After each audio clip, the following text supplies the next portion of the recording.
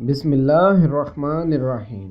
Hasan Ali T V کے معزز ناظرین و سامعین، آپ سب دیکھنے اور سننے والوں کو علی حسن کا خلوص بھرا سلام۔ اور آپ سب دیکھ رہے ہیں حسن علی ٹی وی۔ ظلم کا عبرت ناک انجام۔ ابو قلابہ رحمۃ اللہ علیہ بیان کرتے ہیں، میں ایک مرتبہ اپنے دوستوں کے ساتھ شام کے علاقے میں تھا کہ میں نے ایک شخص کی آواز سنی۔ وہ چلا چلا کر کہہ رہا تھا، ہائے بربادی، آگ اور آگ۔ موصوف فرماتے ہیں، میں اس کے پاس گیا تو دیکھا اس شخص کے دونوں ہاتھ کٹے ہوئے تھے، آنکھوں سے نابینا تھا اور منہ کے بل زمین پر پڑا بڑبڑا رہا تھا۔ میں نے اس سے پوچھا، تمہارا یہ حشر کیسے اور کیوں ہوا؟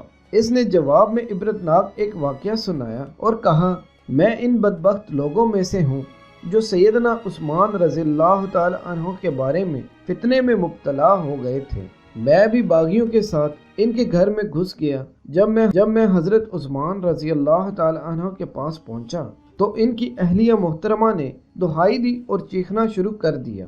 میں نے ان کے منہ پر تھپڑ دے مارا۔ ان کی اہلیہ نے میرے لیے فوراً بد دعا کی اور فرمایا، اللہ تعالیٰ تیرے ہاتھ اور پاؤں کاٹ ڈالے، تیری بینائی چھین لے اور تجھے آگ میں جھونک دے۔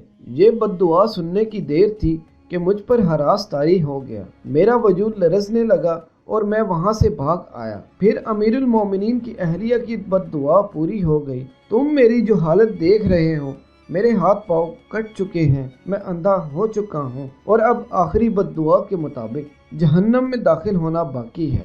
تو اس پر آپ نے اس سے فرمایا، تم اسی قابل ہو، رحمت سے دور رہو اور جہنم تمہارا مقدر ٹھہرے۔ معزز ناظرین، یہ واقعہ اس وقت کا ہے جب باغیوں نے امیر المومنین سیدنا عثمان بن عفان رضی اللہ تعالی عنہ کے گھر کا محاصرہ کر رکھا تھا اور آپ کے گھر تک غذا اور پانی کی رسد بھی بند کر دی تھی، اور یہ فتنہ آپ کی شہادت کا سبب بنا۔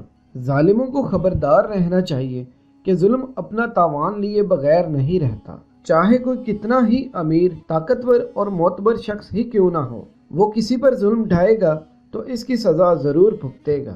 قرآن اور حدیث کے اوراق بتلاتے ہیں کہ ظلم کو کبھی فلاح نصیب نہیں ہوتی اور اس فنا پذیر دنیا میں بھی ہولناک انجام کا شکار ہوتا ہے، اور آخرت میں بھی اس قادر و عادل پروردگار کے حضور اپنی صفاقیوں کا جواب بھی دینا پڑے گا۔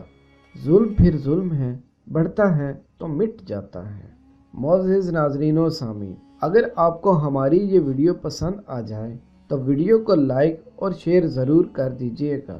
چینل کو سبسکرائب کر کے ساتھ میں موجود گھنٹی کے بٹن کو بھی ضرور دبا دیں تاکہ آنے والی ہر نئی ویڈیو آپ کو وقت پر مل سکے۔